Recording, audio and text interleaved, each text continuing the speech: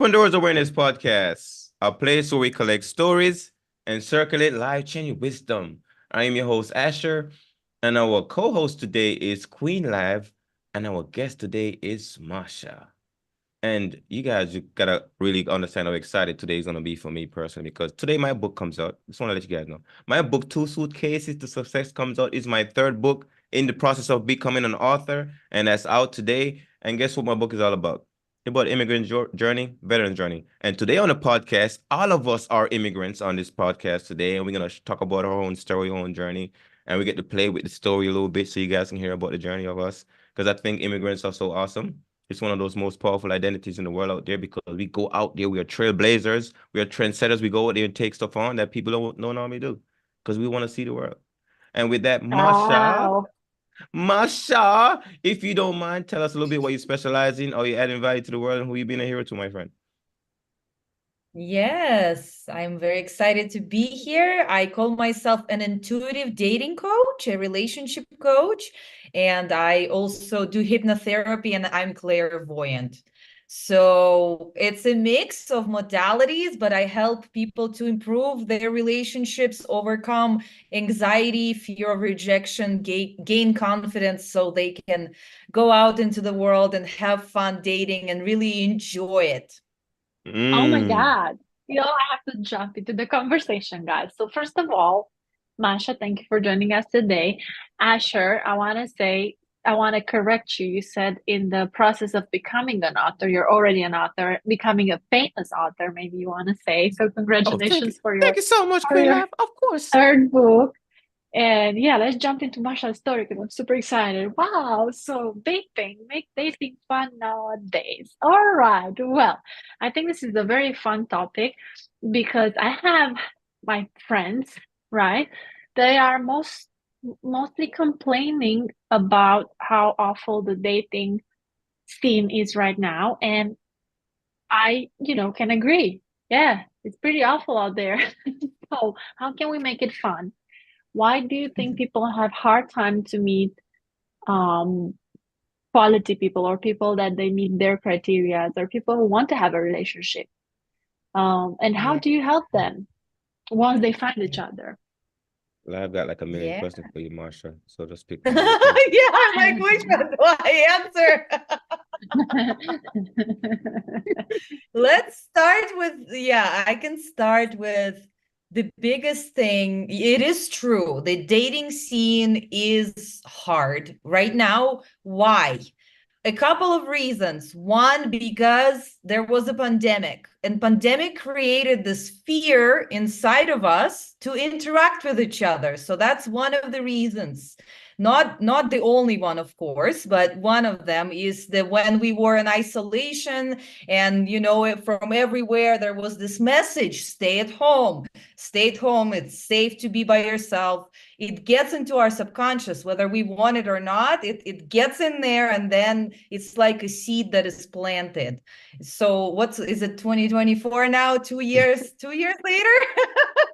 I mean, seriously, there is now officially United States announced that there is like an epidemic of loneliness. So people are struggling, and that there are many reasons, but that's I see that is one of the reason, and it's important to acknowledge that maybe there is a fear in me to connect with people instead of putting it out there. So yes, there is a bigger problem, but we start solving the problem within us, first acknowledging maybe there is something in me that is preventing me from connecting with people. And yeah, so that's kind of a first step. First step to dig into your subconscious mind and to acknowledge that there might be something that is preventing you. Does And it, let's say we does do it that. help? Uh-huh. No, that it does. Let's say we do that and we discover that it's the fear, Live, fear of Live, you're being not single, so I don't know vulnerable, why you asking all these questions. You're not single, Live. Why you asking all these questions? fear, fear of being vulnerable. I pretend I didn't hear you and being hurt, right? You got used to being by yourself, you're Yep. self-sufficient. Finally, you Yep. found peace in your life and you're not desperately needing somebody to be, right? And now you have this in your life, and now you are afraid to open that to somebody Yeah, who can come and just crush your world and your peace. So how do we exactly. navigate that fear? Yeah, of course. First of all, it's to acknowledge it is like the first step, right? Acknowledging the fear. And then there is emotional component. So always to the fear, there is a fear is attached to the past. So probably in your past has something happened that needs your attention before you jump into the dating world, because it's easy to go on a dating app, it's easy to go on a date, but what comes up with that, that's the problem. When people scroll and feel rejected or not chosen, that's the problem. Not that it's hard to actually choose someone, is how do you deal with what's coming up with this. So yeah, when the emotions rise up, it's important to look back and reflect and learn a lesson from that situation, from the past that hurt you. And yeah, before you jump, it's important to let go of that emotional attachment. Also, there is an association that our brain creates when we get hurt. There is, and if it happens 3 times specifically, our brain creates like a new route that, for example, love equals, and then fill up the blank.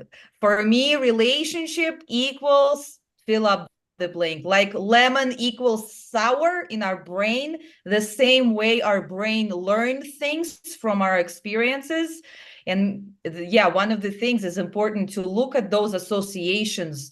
What are relationships for you? How do you really see love? How do you really see dating? How do you really see, the gender you're dating? Because there is many things that are generalizing, like women are that, men are that, like, like it's important to look at all of that stuff that's Oh, inside of us. all right. So can I interrupt you guys a little bit? Of course, Ashley is curious as well. Okay, so can we step away from the clinical part of it? I have two questions for both of you. Yes.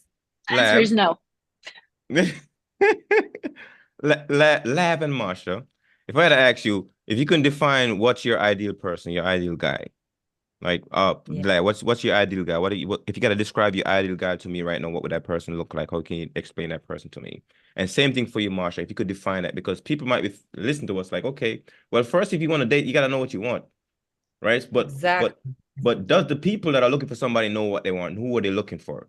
So my Okay. question right now, if we can Can I take it start? away from the clinical to the more personal story, like, what's your ideal Mm-hmm. kind of guy, Lab? Start with you Okay, I'll first. start. Okay, so much I can think about it, right? So he has to be kind and attentive.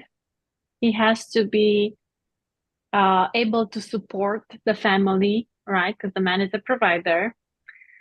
He has to be helping in the house chores.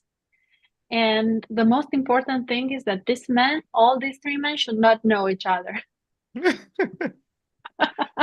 I heard that before. Lab, you're robbing. You're robbing. You're robbing. Robbing. No, it's too good. It's too good. Too good. It's too good. It's too good because we do idealize this person. We want them to have all the above, right? And much more. That is just something that came spontaneously to my mind. And we also have to understand that it's probably we do ask for too much from one single person. If we don't want to have 3 and make sure they don't know each other, then we do have to be more understanding of the reality and accept that that person might not have it all. Because supposedly we don't have it all as well, although I think I have it all. Okay, so I'm going personal for you, Lab. What is your ideal guy? Tall, handsome, successful, loving, caring, kind, extra loving. Let's add a little bit of that. What else? Let's say that's it. Okay, Marsha, what about you? Yeah. For me, it's what's very important is that the guy is similar to who I am, like similar mindset. So growth mindset, very important. Open-mindedness. So the person is able to be flexible, be able to look at different perspectives, be able to analyze themselves. Another very important quality is that they self-reflect. Mm-hmm. What else? I mean, sexual attraction is important, but I don't have a specific type. For me, it's more about the soul and energetic connection. If it's there, the sexual kind of comes with it. Mm-hmm. So yeah, what else? Let's see. I like when a guy is funny. I like funny guys, like silly guys, because I am a very silly person. I make jokes, I meow sometimes. Like sometimes my life is like like a cartoon character. I like to verbalize things. So I like that in another person too. I like when they can be themselves and playful and funny and just have fun.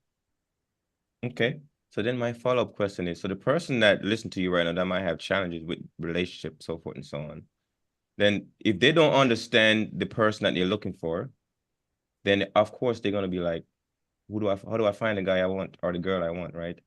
Because you don't know what you're looking for. Like you're blind to the thing. The guy might be sitting right next to you in the couch playing every day. You don't even know it's the guy because you don't know what you're looking for. But Very oftentimes that's what wise. we have, right? Very wise. But what are you looking for, Asher?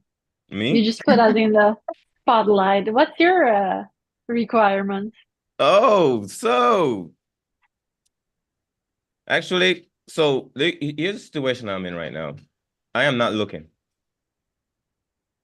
So, but I know what I'm looking for if I'm looking for somebody, but I'm not looking right now. So I put everything about relationship on pause for myself until I get the thing I want for my business and so forth and so on. So for me to answer that question, to tell you something that I'm not looking for right now, but I have a written down specific thing about the woman I'm looking for in my life. Yeah, what's your list? Tell us your list. I gotta go pull Stop it up. going behind I the gotta go pull bush it up. I gotta go pull it up. It's gonna take too much work to pull it up right now. from the top of your mind. You have, I'm sure, a few ideas. Come on. You can't have that a bad memory after all that military serving, huh? Okay, so hmm. You just want to say it, but you put us in the spotlight.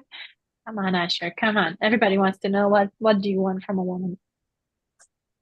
I want somebody that's very feminine. Okay. The woman has to be very feminine, very inner feminine power.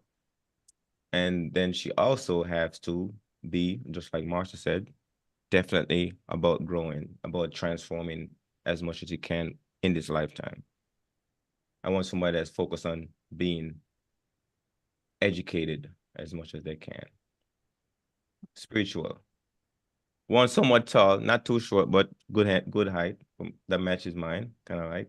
Very, very slim. I like slim because I'm not a big guy, so I want my woman with a certain kind of weight to her. So I'm not a big fan of like big booty and big titties and all that stuff, right? It doesn't really get me. I just want a woman that is fit. That works for me. Or just come to physicality, but then of course you gotta go be nice and hardworking, future oriented. Just a little bit of the list right there. Nice. Thanks for sharing. I have Yeah, a thank picture Mhm. you. of what you're looking for. Oh So my maybe God. if See, I see, meet see, see, someone, I didn't want to do that because Marsha gonna try to find me somebody now. See, that's why I didn't want to say nothing, Lab. Oh my God. no, you said you're not ready, so I'm not Yeah. going to. But when you Tell us tell me when you're you're ready, ready. I'll keep in mind. Make a public announcement, guys. Go back to episode number that, and I'm ready now. I'm ready. If you fit the criteria, contact me. All right, going back to I Masha think, because I like your job or your yeah, vocation. I like your vocation. So let's say we overcome the fear and we are out there and we find somebody that pretty much it seems that, you know, fits all our criteria. Then what? How how can you help them know each other better and make it work? Because sometimes maybe we want to grow, but we want to grow in different directions, right? And we grow apart. Talking about the growth mindset. So how do you help them? Mhm.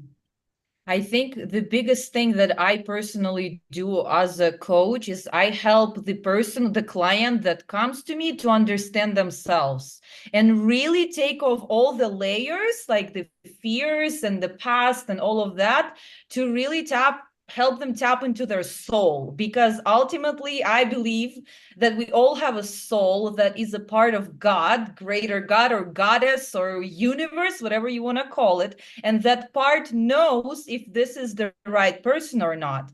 So my job is not to help, like tell you what to do, but to help you release whatever is in the way so you can really hear yourself. Because all of us, we have that part that is speaking loudly. We all have intuition.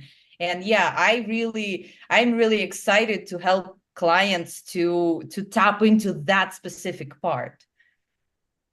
Mm. Very interesting. What if one of them feels like they tapped into it and their intuition said this is the one, and the other one is like, I don't know yet. You know, I love this person, but my intuition doesn't talk to me much. Yeah, so that again, that's the thing. If your intuition doesn't talk to you, it can help you to hear it more, or of course, it's going to take time. You know, it's a process when you're getting to know someone.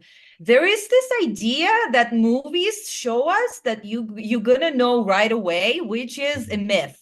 It takes time to grow a relationship, like it takes time to grow food, or it takes time to write a song, you know, or to write a book. It takes time to grow a relationship and understand whether this relationship is good for you or not. So yes, we can all, sometimes it happens though. I believe in miracles. I believe that it's totally possible to meet someone and be like, yes, that's you, you know, for the rest of my life. But it's an exception rather than the rule. So it's important to take that time to work through.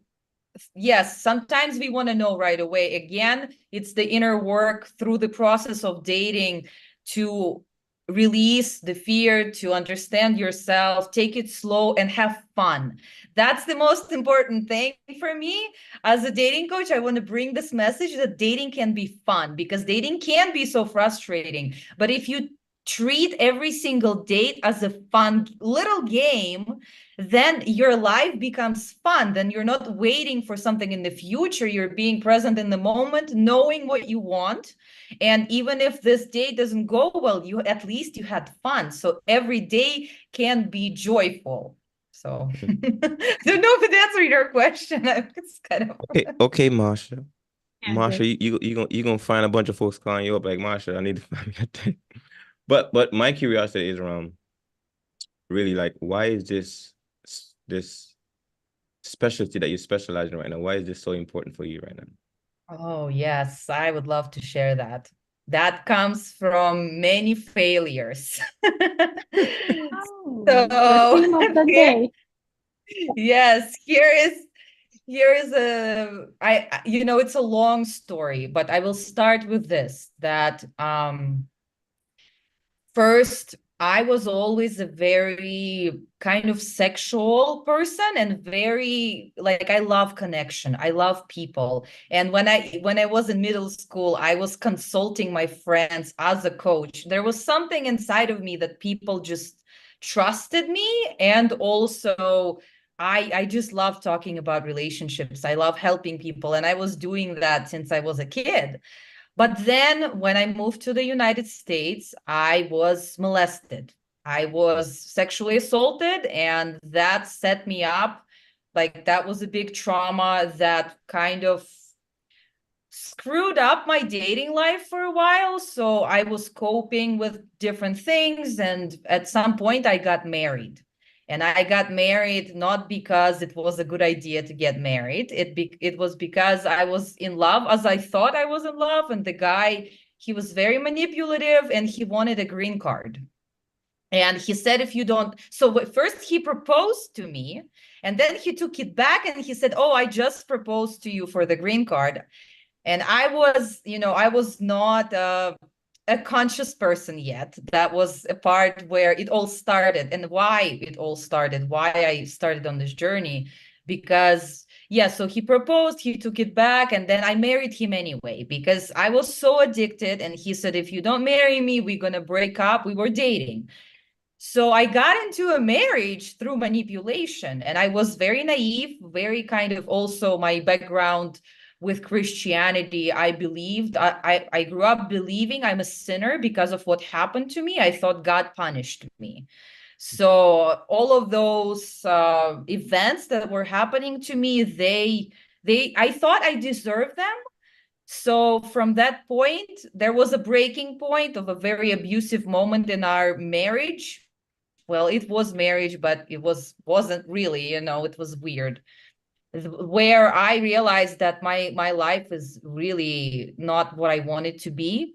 And I started on my healing journey. So it's first I started with psychology, started digging into my trauma, healing my trauma, understanding, and was like, oh, I was actually sexually assaulted. Shit, I didn't know that because yeah, it's like some of the things our brain just brushes off. So first I had to become aware what happened to me and why am I here, really understanding why I'm here, how I got into this situation, how the heck did I marry this guy, and all of that. So that really, it was my breaking point where I was like, I give up. My ego was like, that's it. I need to learn. So I started learning, and healing myself.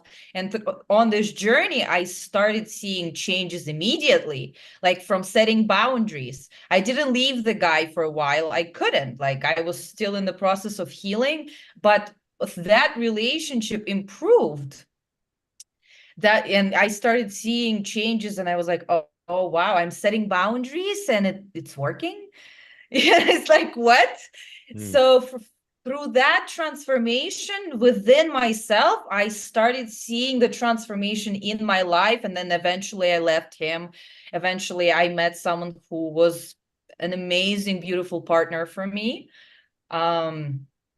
So long story short, from being a very loving and sexual person, very, like, I don't know. You can see how I am. That's how I am. I was always like that. But then going through a very difficult trauma and then dating a lot. I've dated, I've tried. I'm also an experimenter. Like I like to try things. So I've dated a lot. And then I've gone through many different kinds of relationships. So also I'm bisexual. So that was another thing that I had to accept on my journey. But eventually I was able to come out of this pattern of attracting people who are not good for me. I was able to come out of this pattern where, people are constantly kind of taking advantage of my kindness and of my love, because I was all there. That was the pattern, being in this victim mode and attracting different kind of abusers. And again, that started when I was a teenager, when I moved to the US.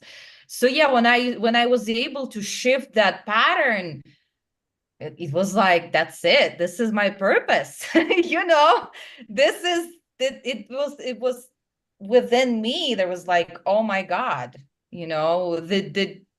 there nothing else is more important in the world for me than relationships and Can spirituality and mindset and the transformation. It's kind of this, yeah. can I tell you something I just noticed now? Yeah. When you was talking about that experience, like your entire body shift. Like before he was very like very confident and powerful, but then when you start going back into the history, I can see your shoulder to start everything to start shrinking down. It's like that experience itself kind of really took a lot of power from you. But it seems like you're out of it and you're approaching life where you helping people kind of like find their partnership, which is powerful. So I just noticed that, by the way. I know how often do you tell that story, by the way. Yeah.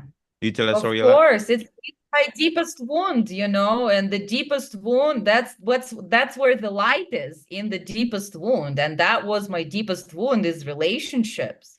So it Mm. is very vulnerable to talk about it, but that's what I studied, and that's what I know the best, So Does thank it you for this is noticing.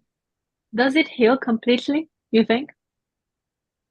I don't think it heals completely because we are in the world where we constantly face new experiences that can hurt us. And I think the most important things is just to learn how to live with it and take the medicine from it, take the what's important and navigate what's here. So yeah, I would thanks like for to the switch. question. Yes. I would like to switch topic now because I love the dating, Marsha, but I want to focus on the the the the thing that we all have in connection right now, which is the immigrant story. I want to shift into the Yeah. immigrant story real quick with all of us because we're all immigrants, and you from Russia, Lavinia is from Romania, I'm from Jamaica, Same, and same. Let me tell you, Masha, everybody thinks I'm from Russia, so we have the same accent, we have the same language. You should know. Nice. but here is something I want us all think about and share with the world a little bit because I think they understand the power of the immigrant mindset, like the power of the immigrant story itself. Because what we normally do, we some of us step from one continent to the next. Sometimes it's a different country, just like another border, so forth and so on. But we change, and oftentimes that transition happens where you have to really leave like 20% of your life, like 80% of your life in the home country, and you probably just take 20% of your stuff with you. Just like my book titled "Two Suitcases to Success." Oftentimes you pack up 20% of your life in two suitcases, and you move to a new country. And what that means is that means you got to take probably 20% of your confidence with you because the other 80% is left in their home country. You got to go to this new location. Then you got to reinvent yourself. You got to use that 20% of where your past life to reinvent this new person, this new version of yourself in this new place. And oftentimes it's very challenging. It's a lot of struggles to get there. But then once you reinvent yourself, you feel more empowered. And other people understand how powerful that story is. So I'm a big fan of reinventing yourself. Because that I did it a couple of times. When I left Jamaica, I came to the United States, got to reinvent myself when I joined the military. When I left the military, I still got to reinvent myself again. So I'm always like leaving 80% behind, taking 20% forward. Leaving 80% behind, taking 20% forward. And oftentimes that's a very big challenge. So how was your journey leaving Russia, coming to America, and reinventing yourself? And how many suitcases did you pack? Are they two? My mom packed many suitcases. Thanks to my mom. She did the job. I don't remember, to be honest. It was a long time ago. I mean, my life is I live a very fast-paced life, so I have many events happening. So for me, it's been a long time ago. But should I share how I moved to the Yes. US? How old were Yeah, you? How did you all yeah, move here? What's the story? yeah. So my parents, I don't remember who exactly applied. We applied for the green card lottery. So there is a lottery around the world. You can win a green card, a permanent resident card to live in the United States, and then eventually you can get a passport. So it was my dad's dream to come to the US since he was a kid, and he was born in Ukraine. So I don't know why I mentioned that. Anyway, he's like he's half Russian, half Ukrainian. And yeah, I mentioned it because I remember the story he told me how he was at his house and he watched this movie and he said, "Oh my God, I really want to move to the US." And it's been on his mind and he was envisioning it and really and when I was little, he would say, "Hey Masha, we're going to the US," just randomly, like he was proclaiming it before even we didn't even know that the green card existed, and he would just say it and he would tell our friends. And my mom thought it was funny when my dad, he's kind of he likes to joke around and he loves to tell stories. So my mom thought it's just another story my dad likes, and it wasn't taken very seriously until one day my dad started talking to his classmate, and she was in Canada, and she was like, "Oh my God, there is this thing you can apply and you can win." My dad believed we would win. We were like, maybe we'll see. Anyway, first year we didn't win, and we were like a little disappointed because dad really made a big deal out of it. It's like, we're going, and I even told my friends I'm going, and we didn't win. So it was like, shit. It's soul crushing, right? But you didn't lose hope, huh? Yeah. But then I was like, okay, Doesn't matter. And then a year later, my dad calls me on the phone and he sounds very sad and he's like, something bad happened. I'm like, what? And he's telling me, we won the green card lottery. We're going to the US. We're going to America. Like, what? And I'm from a small town in Russia, you know, like opportunities are not very good there. And it was very, it was a miracle, you know, it's a lottery. And luckily you have to have money to move. Like no one pays you. They just give you an opportunity and you have to still go through some tests and be approved to actually, even if you win, you still have to go and do things and pay for them. And luckily at that moment, my parents, they had a successful business, so we were able to go through that process, pay and move. And imagine, I'm from a small town in Russia in the middle of nowhere, moving to Los Angeles, not Oh, speaking wow. English. I didn't speak English. I went for the first day in my middle school. I was like, did not speak English, did not understand, and for a while I was like a deaf person. So it was a difficult transition, like very difficult, because it was like a new planet. We arrived as aliens to a new planet, and we had to adapt. I had to adapt. I had to really be observant. I think that also plays a part in like why I'm good at what I'm doing, because I've learned how to observe people's body language without Mhm. understanding them, really see, like, you know, it's a skill that I've developed throughout the years. Yeah, I Did remember a did funny did did, story. did I your did. Uh-huh. did your parents speak English when they got here? My dad spoke a little English, like just a little bit. So luckily, because that would be that would be really hard. So he really navigated well. And yeah, I'm very grateful we did it, but the period of transition was a long period of adjustment, and the culture was different. Like culturally, Russia and America are different. So adjusting to the culture, really understanding the culture, seeing the beauty, you know, it all took a lot of time. But I'm super grateful for this experience, because I'm here now, I'm talking to you, I speak English, and I'm able to share my story. And I've been a digital nomad for almost a year. So that also is why I'm able to do this, because of that experience of immigrating. So now I have the skill of adapting and being quick and reading people and knowing how to navigate difficult situations. So this skill is very, very valuable. Mm. I So would love to hear what your stories now. wait, I just want to ask you something. What cultural differences have you encountered along Yeah. the way? And what are the ones that are really hard to overcome or they're still there? Yeah, for sure. One of the biggest things was community, because Russians are very community oriented people. So like I noticed when we moved to the US, yes, we didn't speak English, but I didn't see that people were very community oriented. Like there was a lot of, at least I was in LA, just a remark, you know, I cannot speak for the whole Which country. I can year was only speak that? So we do a uh quick math and see how old are you, but not yes, really. Which 2010. year was that? 2010. Okay. So you're 22? I'm 26. 26. Oh, my math wasn't good. I thought you said you moved when you were 12. Right, With 14, in 26. Yeah, yeah. 2010. Yes, yes.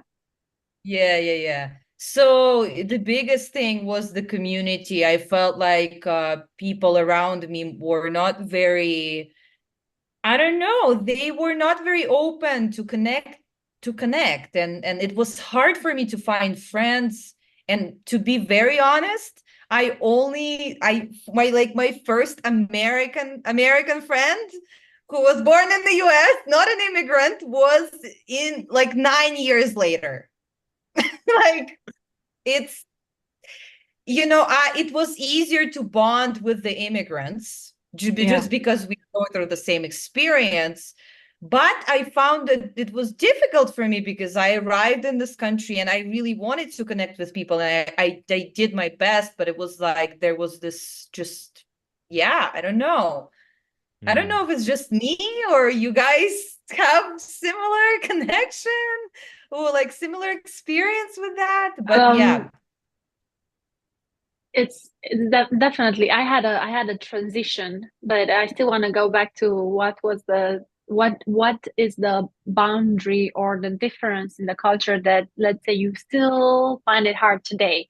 So keep that in mind. But I'll tell you my journey. I moved from Romania to Bahrain.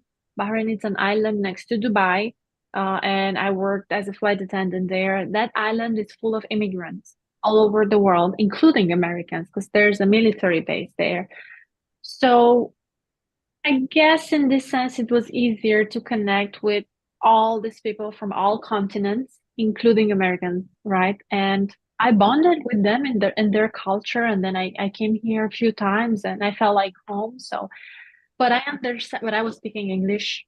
And again, I met all these people in a place where we were all immigrants, including Americans, right? They were in their homeland. So maybe the transition was smoother for me in that sense. But yeah, I understand how coming here and not speaking the language and being so young would kind of make you feel that you can relate easily with somebody who had your experience. Yeah. That's being a digital nomad, just reflecting on what you said, I meet American immigrants and American digital nomads and we bond. So I think that's definitely a part of it where, when they're at home, it's a little different, makes you a little different, and you bond more with those who also are immigrants. And same here, and I'm in Costa Rica right now, so I do have American friends here, and we bond because we are experiencing similar things. So yeah. They're all foreigners right now, right? In Costa Rica. Yes. That's the interesting thing. So I'm gonna give you my perspective here real quick. So like I was in the military, I do a lot of traveling too. And I noticed when Americans leave America, they stick together because now they're like, oh my God, I'm out of my country, right? But it's funny when we come to America, oftentimes those American born folks, they don't understand the connection, the community piece you was talking about. Because like growing up in Jamaica, like I know my neighbors. Like we chatted all the time, right? We chatted up all the time. When I come to America, it was different. Neighbors don't talk to neighbors here. It's like I couldn't understand it, right? So I was like how are these people so different? Because they don't really do that kind of stuff. But in the islands over, like you're saying in Russia, you guys like your neighbor, you guys chat all the time, do all that stuff. Like in Jamaica, the same thing. Like your neighbor walk by and we chat for like couple hours, just talking food all day, right? Same thing. But it doesn't happen like that in America. And even on the East Coast here, the same thing. I was in the South. The South a little bit different. South people in the South do talk a little bit more than people in the North. In the Midwest, same kind of thing. So it's like I just think the American culture doesn't really do a lot of chatting up with neighbors like they do in my country where I grew up at, or something like Russia, the same thing. Yeah. And I agree with that. a difference that you still like encounter, or there's something else, or you overcame completely and you feel like you're 100% merged with their culture? You're talking to me, right? Yes, Masha. Yeah, Masha. Yeah, that's one of the things for sure. It was like neighbors don't talk to you, and like there was this feeling of isolation. Like, why people around me, they don't interact with me? Like, what is this? But then I went to a hypnotherapy school in LA, and when I finally met my kind of people, like my tribe, people who are into transformation, personal development, that want to, heal and transform. Finally, I met people who really wanted to be friends, who were willing to. So I found that if you find your tribe, if you find your bubble, if you find like-minded people, doesn't matter if they're whatever, where they're from, or if they were born in the US or not, doesn't matter. It's the same kind of spirit. It's the same kind of, and that's what I finally found after 9 years. Like it took me 9 years to in a way integrate and start feeling like, yes, definitely. Okay. And then when I found my tribe, when I found my people, I realized I started feeling more integrated with the whole country and with the whole, like, with the whole culture, just understanding it more. And it is different, but you can still find that tribe, but you just gotta look. It's not as easy. Hmm. Are you Yeah. are you a big reader, Masha? You read a lot? If Listen I to book? like to read, yes, I like to read. I also listen a lot to like audiobooks, Yeah. Yeah, no, totally, totally. For the folks that are watching and listening right now, today is my actual book launch date, 21 May. It's my book, Two Suitcase Success, is out right now. It's all about the immigrant story and the veteran story that my because I assume both identities, the immigrants and the veteran identity. But I started as an immigrant first and I went to being a veteran, but no, I'm back doing both. But my future work is around immigrants and veteran story. Just like Marsha's story, get her story out in the world. Just like Lavina's story, get her story out in the world. Just like my story. I like to experience with other people they experience for the first time. Like the first time you've written a book, put your story out in the world. I want to be part of that process. Like, oh my God, I want to be part of that process because it's such an amazing feeling when you see somebody experience something for the first time and you get to be part of it. And that's what my future is going to looking at going forward. But the book is out, folks. If you're watching right now, go get a copy of that book because it's all about the immigrant journey, and we're going to put that stuff out there. Build up a community around immigrants because, like I said, we are trailblazers, trendsetters. We go out there and take on the world. Go to places people wouldn't dream of going to because we are brave enough to do it. Hey, Asher, give us something spicy from your book. Entice us to go and order it. Go and order it.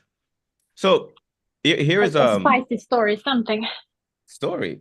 You gotta be listening to my story this whole time. Let me give you a philosophy I want you to think about. And the book is kind of based around. And I call it the philosophy in doing and the philosophy in being.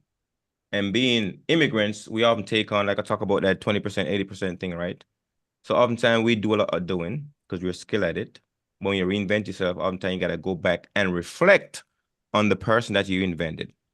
And oftentimes we don't do it. So when I left the military, I had to sit back and I gotta go look back at this guy that I invented for the last 22 years of my life, who this person is, reflect on that person. That's my PhD, philosophy in being me, right? The philosophy in being. So I go back and look at this guy and figure, okay, what has this guy done over the last 22 years? He has done a lot.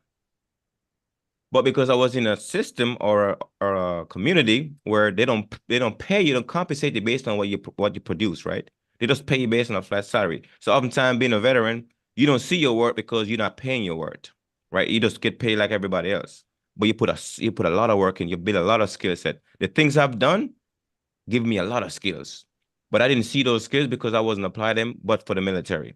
So now once I leave that organization, like, oh my God, let me look back at my life. What kind of skill set have I developed over those years? Very good skill set, very resilient guy, right? How can I apply that in a new civilian space? So now I gotta reinvent myself. So now what happened is I left 80% of Asher in the military, step out of it with 20% confidence in this new guy. So I gotta reinvent myself again. So I said I'm gonna be an author and an entrepreneur, all these other identity I wanna assume. I gotta build back up. So now I'm building back up. Now once I finish building this guy, I'm gonna go back, reflect on him again, and I'm gonna tell that story for the other guy again. Same things. But we gotta keep doing that because oftentimes we don't. We just keep building people and keep moving and never stop to reflect. And this book is all about my first time sitting back and reflecting on the person I've created over those 22 years and increase the value of that guy. And I would encourage other people to do the same thing. Increase the value of your story, your past, because we are the story that make us up. Now, what are you make up of? Right? What are you make up? What made you up? And have you sit down and think about what made you up and then really appreciate that version of yourself. And when you create the next version of yourself, you do the same thing. And we just have the opportunity to do that over my lifetime. So same thing for you, Lav, working on that right now, because we're building you brighten your story too. And I would love to bring you, Masha, into the community as well. So you can kind of Oh, she's build your in. story. She's in? I She's in? decided she'll be in the Thank next you. book. She's in, 100%. Oh my God. You know, The Masha, whole detailed story. our friend, we have our friend in the community too. She's from Russia, actually. Her name is Iona. Ilona. Nice. Ilona, Yeah, Ilona, I can't. Ilona, I keep messing it Ilona. up. Ilona. Do you know her? I No, don't. but she I knows the know the name. name. You know the name? Yeah. It's just the name you can. Yeah. She's a The sweetheart. funny thing, I've been calling her Ilona this whole time. Like the lad was like, Asher, no, it's not that you saying the name wrong. But she didn't say anything. She was like, it's cool, Asher, it's okay. Because I She's so honestly sweet. don't correct people as well lately. You know, I used to do it at the beginning, but I don't do it anymore. You get Mm, used to it. yeah. Yeah. But anyway, Masha, we are building a community of some awesome immigrants from around the world right now. We're just kind of organizing because it's this power in our story, And sometimes I'm not just made up of an immigrant and veteran, right? There's other stuff that make me up, and sometimes I gotta sit back and figure out what other things that make Asher up. What other identity brought me to this point in my life, and I gotta give those identity, gotta give them some recognition too, some acknowledgement. So I get to do that piece. But it's all about how you sit back, reflect on your story, using the PHB, your philosophy in doing being, because that one is comes from experience of life. You certify in your own life experiences. Nobody certify. You don't need a university to certify you. You're certifying it. Yeah. What are your How thoughts, many Love Masha? that. pages? How many pages is your book? Oh, this is not a heavy. You can read this book is 2 hours long. If you read it, it's gonna be 2 hours long. And its pages count right now is 109 pages. That's Nice. it. So I realized that Yeah, go ahead. go ahead. No, I I was was saying just gonna say that I loved how you framed it, that you said that I reflected and realized who I am. And, you said this specific word, like you added value to your story. Something like that. You said, I really loved I how the increased the way value you. of my story. Increase the value of my story. Yes, I Mm-hmm. love that. And I just thought of someone that recently shared a story of their life with me. And I want to get back to them and say, hey, actually, I want you to acknowledge that you shared this with me. And this is like, yeah, thank you. Good Mm. reflection. So, No, that's Masha, you now are living in Costa Rica. You moved there. you're a nomad. Temporarily, yes. Yeah, go ahead, Asher. Did you also No, I want say to you say? a nomad. You're just gonna be hopping Yeah, yeah, around, right? yeah. I'm a digital nomad, and I don't know how long this journey is gonna be for, but for now I've decided to be in Costa Rica. It's been 3 months. Mm. Nice. Yeah. You're It's still young enough to beautiful. travel. Yeah, yeah. I mean, there are many places I want to visit. I'm a very curious person. I really want to explore different cultures and try different things. There's, yeah, a lot of adventurism in me. So that's why I'm doing this, because I feel like I've had that experience in the US, and the US is my home. If I go home, I say I go back home to the US. So, So home it's is still like. LA. And I from LA, I moved to Seattle. I lived in Seattle for 3 years, and Seattle is kind of my home. Yeah, my friends are there. I feel it's kind Mm. of my spot. Very naturey, a lot of water, a lot of trees. Yeah, it's kind Mhm. of my element. Lovely. Masha, you told us about studying hypnotherapy. So you're doing this for your clients. Yes, yes, I offer hypnotherapy. Can you tell us a little bit more? Asher and I never Sure. had this. We never experienced this hypnotherapy session. So what would one expect? And you're doing it to individuals or to Yes, yes. couples Right now I together, work if that's even a one-on-one. thing. Yeah. I work one-on-one with clients. I don't work with couples. I work with couples if they just one comes to me, I work with them, but not as a couple. Okay. Mm. Yeah. So have you ever done guided meditation? From YouTube, yeah.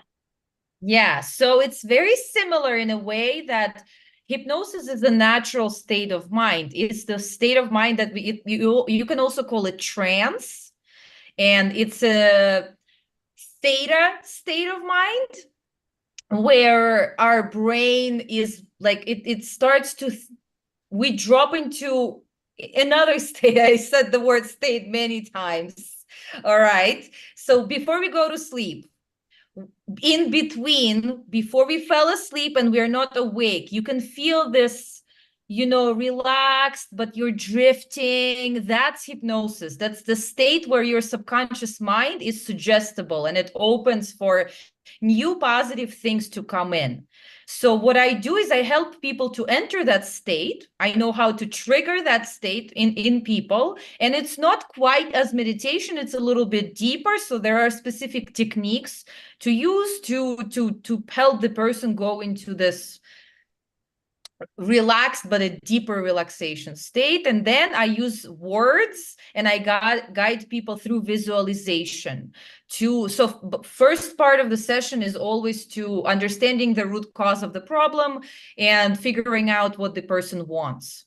The second part is hypnosis. So the first part is like a coaching slash therapy session, and the second part is actual hypnosis, where I help the client to take what they don't want out of their subconscious mind and rewrite. And it's like writing a new story in your mind, writing a new program for your mind, because our mind doesn't know the difference between imagination and reality. Yes, it does, but in a way we can trick our mind to think that what we are doing is actually happening. It's like when you think about a lemon, you can start even feeling the sourness in your mouth. You can really picture it, you can remember it. So my job is to help the person to rewrite the negative program. For example, if someone wants to date but they don't believe they're lovable, they think they are too short, too tall, too not too smart enough, they don't have enough money, there are all of these excuses they make,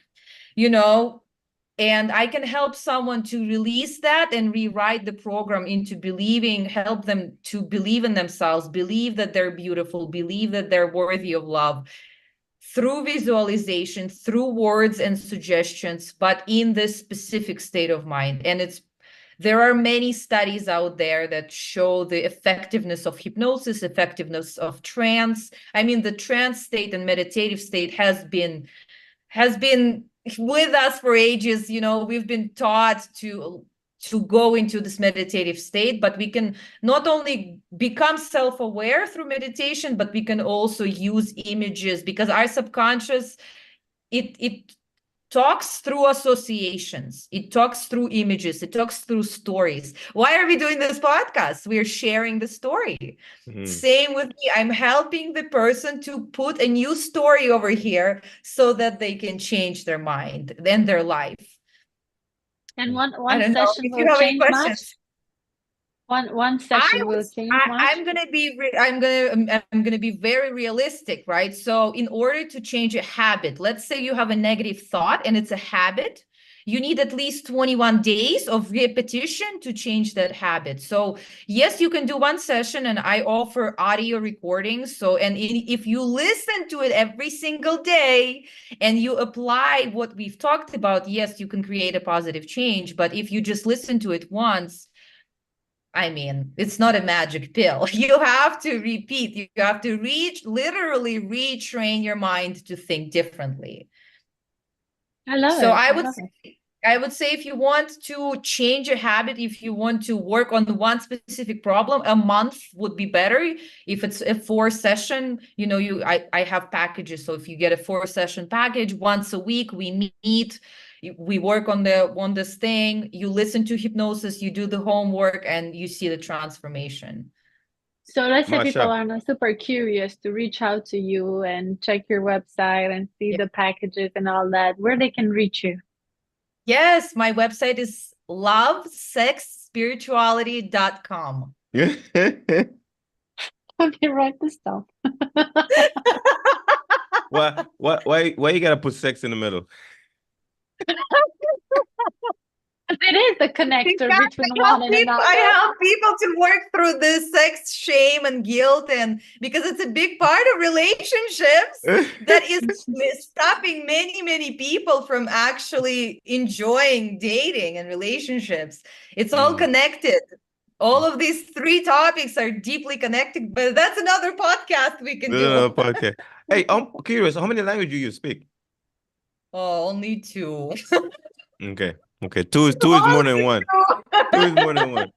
2 is more than 1. Yeah, 2 is more than 1. And you? I speak 1.5.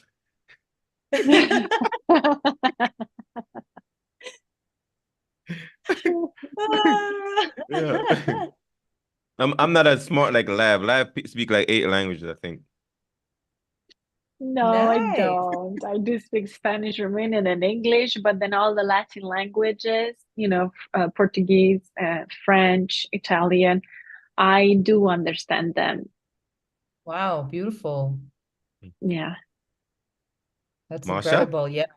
I'm in the slow process of learning Spanish, so any tips later would be recommended. I do. I have tips for you. Reach out to me, please. Let's connect after Nice. this, Cool. okay? Yes. Okay. Masha, this was very, very interesting. Listen to your journey, your story, and what you specialize in, how you adding value to the world, who you being a hero to, and how you shaping lives through love, sex, and relationships. Spirituality. Love what I love, sex and spirituality. Oh my God, yeah, that was awesome. So I'm curious, Amasha, before we wrap up here,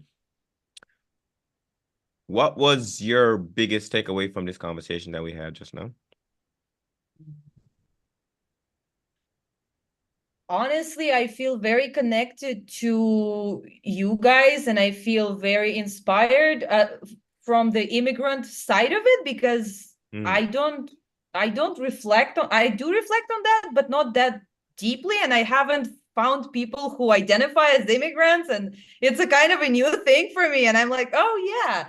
Yeah, yes, of course I have people who are immigrants and we are in one community, but we haven't talked about it. Like, yay, we're immigrants. Like, good mhm, job. So it's nice. Honestly, my biggest takeaway is an acknowledgement, a bigger appreciation for the story of my story of immigration, and also other people's stories, like your stories. It's beautiful. mm. What Well, about Yeah, you, we're Lav? sense glad of we brought belonging. that to your appreciation. Appreciation. What about you, Lav? So, What's but your biggest we takeaway? interrupt you. I'll tell you, but we interrupt you when you were saying where people can reach you because you Yeah. shocked us with the website. Is there any other platform that you can be followed and Yeah. It's on Instagram. You can follow me, dating.authentically. That's my Mm, nickname. very unique thank you. names. My biggest takeaway is that I cannot get enough of this podcast. Every day, it's when I think, oh my God, this person was amazing. The other person comment is even more amazing, and the connection that is happening here is so special. So I'm grateful. Mm. Mm. Oh, Masha, one more thing. You mentioned clairvoyant. Yes. Could you That's share a whole a little, other story. yeah. When did you discover that? Just we ain't gonna go into it Yeah. right now, but when did you discover that? Yes.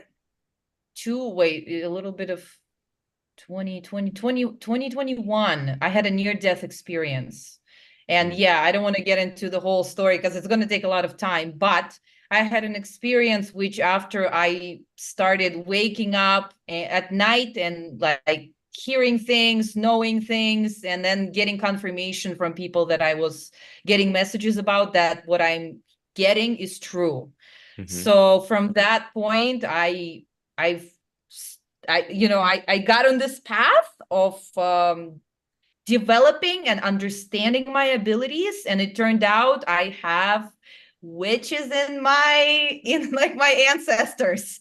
So it's not a coincidence. It's like I have the gift kind of coming from my ancestors, which is just high intuition, like very a gift of intuition and knowing things that people didn't tell me, but what triggered it was a near death experience. And it helps me a lot in my work, because I'm able to, kind of like when you go to a doctor and you get a scan of your body, I have that ability to kind of scan people and see what's really happening. So I don't predict the future. I believe that the future is not set in stone, and we have a free will and choice, and we can change it. But I can help you to understand what's happening right now, where it's coming from, what kind of specific trauma needs to be worked on, what kind of specific beliefs. So yeah, I'm very specific in my work. It's not just you come to me and like, yeah, love yourself. I will help you to love yourself. No. mm-hmm. No, it's much deeper. It's really digging into what's happening, how it happened, and really, yeah, I'm very specific. Just say Okay. that. My clairvoyance helps me with that. Last point, last closing question. What is that one thing or two thing when people do it drives you crazy? One more time, when people do that, it drives me crazy. What is that one thing or two thing when people do it drives you crazy? Not communicate enough. When people like don't speak their truth and they hide themselves. Yeah, like not enough communication is Mm. is annoying. But Yeah, for I'm me too. helping people to change that. That is another like